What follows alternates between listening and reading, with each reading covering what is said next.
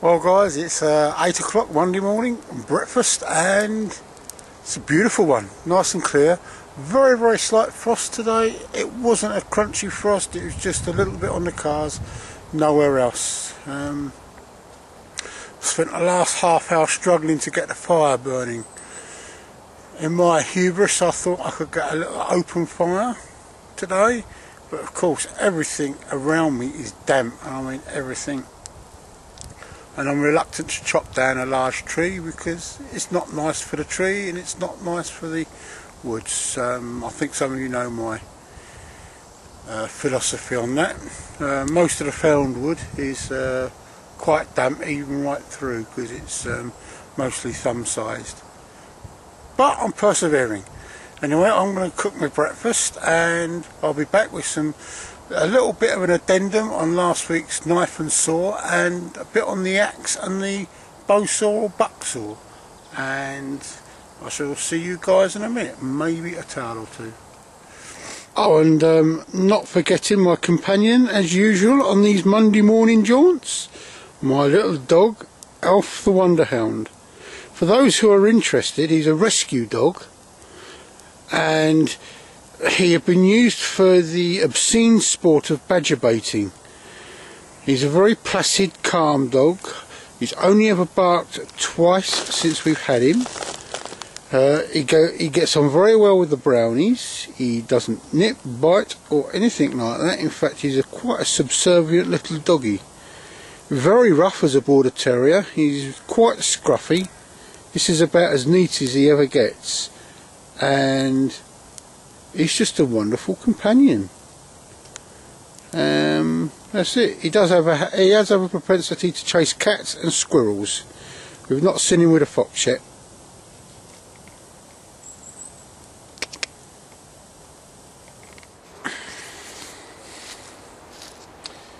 So, we wish to cut this branch. It's a fallen branch. It fell down some months ago in a high wind. It's a piece of sweet chestnut. It's actually quite good for carving and making bread boards and what have you, spoon maybe. It's a bugger to burn.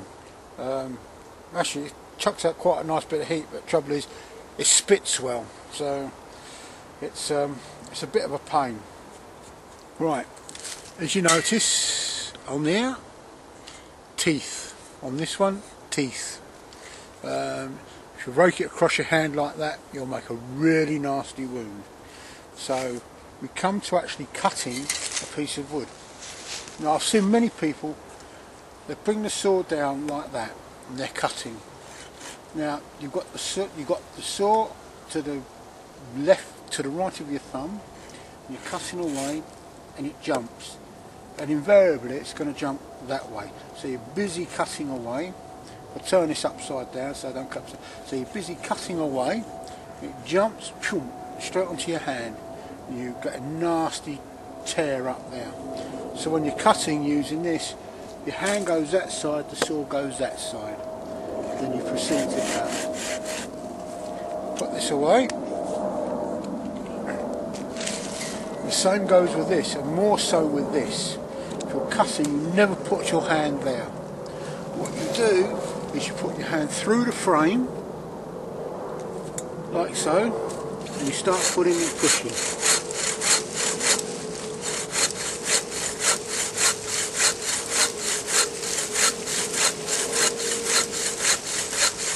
So if it should bounce out, it's not going to cut you. So if you're sitting there, and these are big teeth on this bitch, it's going to really cut straight through to you. Excuse the language. What you do is after a while you can put your hand over the kerf so you can hold it down.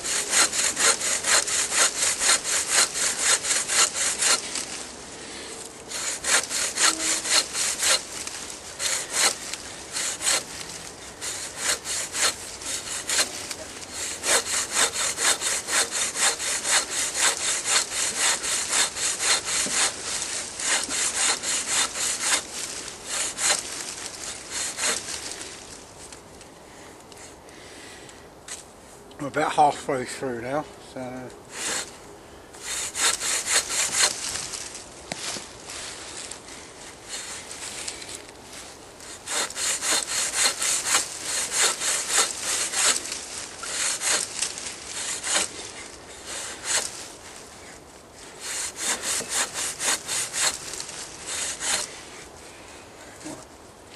I shall just step on that and snap it in a minute, and I'll be back in a second or two.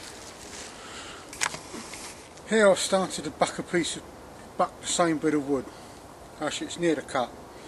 A bit naughty, I know, but it's just to show you the axe. Now the axe, you've got quarters, and there's always a safe quarter, and I shall come to that in a little while, but just showing you what you can do. When you're bucking wood, stand with your legs well apart, so that if you miss, the axe goes through your legs and behind you. If you stand like this and the axe misses, comes down and it's going to cut you in the shins. Ideally,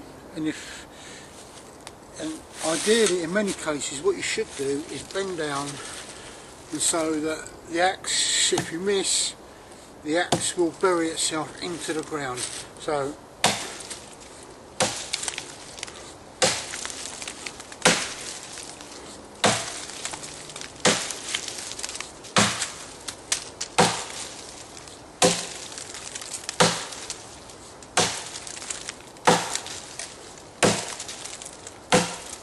when you're chopping, if you're coming down from the right shoulder, right hand is above, comes down. As you come down from the left hand side, the left hand is above, come down.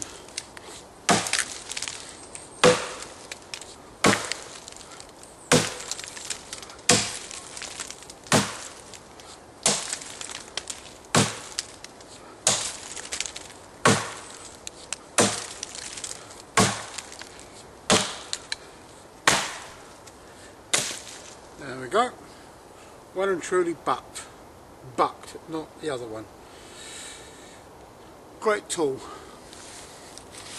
Right, move forward. Imagine you're sitting in a circle. Now you're sitting in this quarter. Go like that and like that. That's a dangerous quarter. That's a dangerous quarter. This is your safe quarter. Always, particularly if you're carving with your axe or anything like that, you work in your safe quarter, which is that side, down there. So if you miss, it goes off that way. Likewise, if you're left-handed, if you miss, it goes off that way. As I say, very, very dangerous tool, this beast. It will take your foot off if you're not careful. I don't know personally of anyone that's had a nasty accident with one of these, but my lady's late father buried one in his foot. Actually, it was a bigger axe than this, and he actually managed to take himself to the hospital. As you can see, it does some pretty serious damage to the tree. As I was saying, good tool. But it's not a weekend, in my book, it's not the weekend tool really. It's if you're out in the woods for any length of time, or you got permission to fell a tree and you want to cut down a tree for carving or whatever, or for firewood even. Great tool. You don't need any axe any smaller than this. I mean, I have a wildlife hatchet, which is, the haft is about that long, and I use that primarily for carving. It's not much use for anything else really. Some of you may disagree, but I'm just talking from personal experience. I want to get I've got a slightly larger axe than this indoors, but it needs hafting. It's a proper Scottish, in fact it's a Scottish designed felling axe. As far as sharps goes, that's about it. I might cover a couple of the unusual sharps that I've got indoors over the next few weeks, and autumn's on its way, and I shall be showing you some of these sharpening tools. But I say, good tool. Granford's Brooks. There is the maker's mark. Every blade is individually marked with the maker's initials. There are many axes around the world. Don't go into B&Q and buy an axe, is my advice. Not very good axes. As I say, you saw me back in the tree. Some of you may have squinted at it, but it's where I was shown and how I was shown.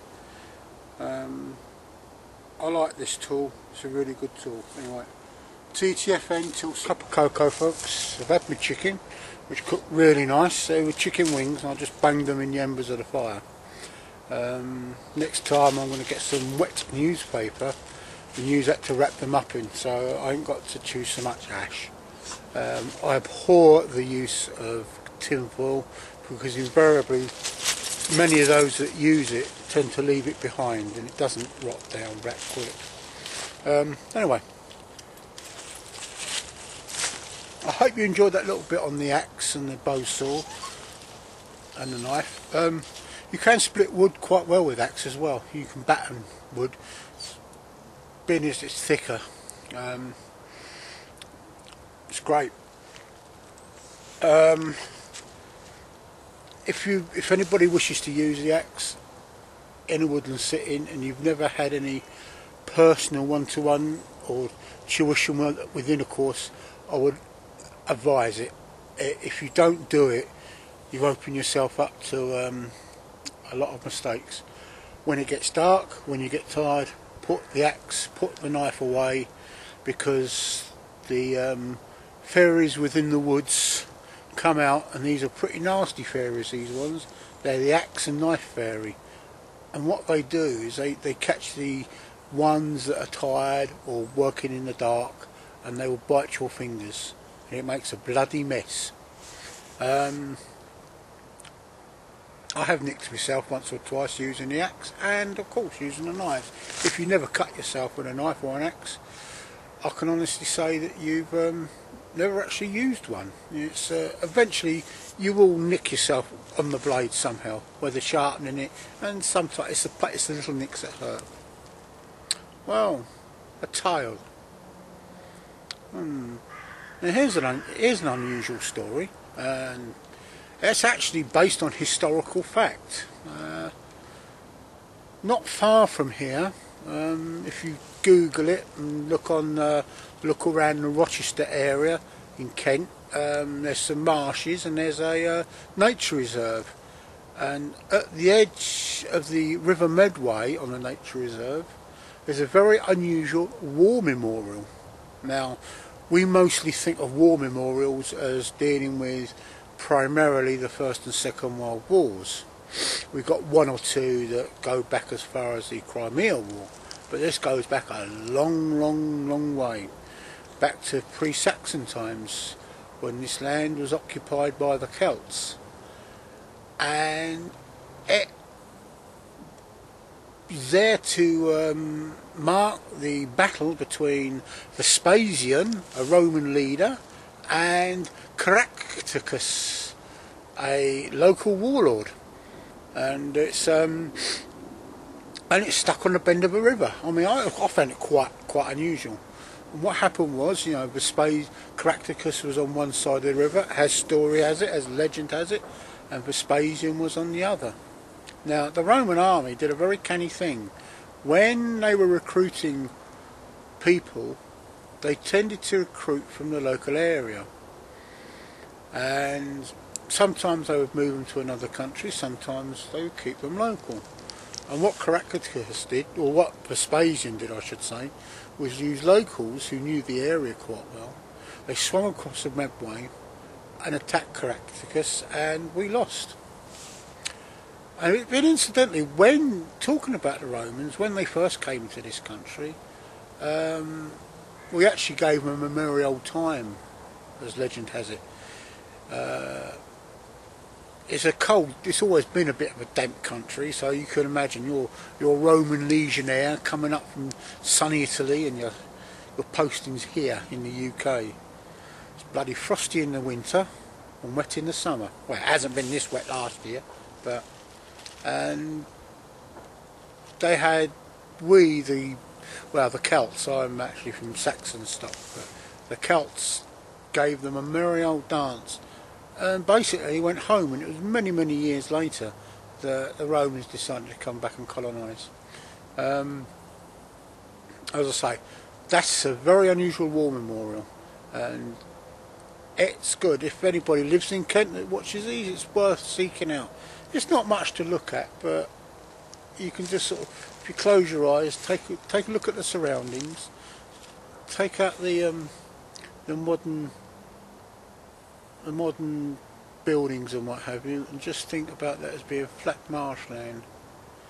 And the mud's pretty dodgy there. The river's tidal at that part of the Medway, and it's quite muddy. When the tide goes out, you've got some mud flats, and they can be very dodgy.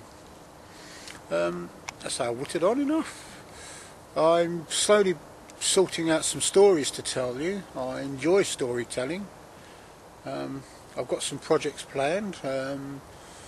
Thanks to Frontier Bushcraft and to Paul Kirtley in an article of his, I'm going to have a go in the new year at building a teepee out of tarps. Not the steep teepee that you would find on the Plains Indians, but these are more like that were used more like a chum or a lavu. They're quite a wide base, and they're great for having a chatting and kipping out in. And I've just got to find some appropriate wood to make the uprights. I don't want to chop down too many trees. It's not my thing, you know. The tree's best left as it is, but there's been enough people in these woods making shelters. Not very good ones either. So it's, well, there you go folks. I hope you've enjoyed it, and I've whittled on enough. I'm just enjoying this. I enjoy talking to you. Okay, sometimes it seems like a one-sided conversation, but it's great to share these experiences to people around the world. I haven't travelled much around the world, and when I see guys in Canada, Germany, Scandinavia, maybe South Africa, and they're bent on what we do in the woods and what we call bushcraft, it's great. Bushcraft from a UK's perspective is different. It's a lot different. Our weather conditions are different. We have to deal with the damp more than anything else. If it snows in Scandinavia or Canada, it's what I could call dry. You know, your biggest problem in the winter is dehydration, really.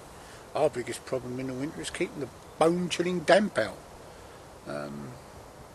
It's good. The sun's pretty low in the sky. There's a little doggy there that's itching to go home now. I think his bum's cold. He's been sitting down on the damp ground. And we'll have a wander around the woods, go home, make a cup of tea, and wait for my darling lady to come home. TTFN folks, and deep blessings to you all. There'll be a winter video coming up, a Christmas video, Yuletide video coming up soon, in the next week or so. Anyway, I shall see you later. Bye.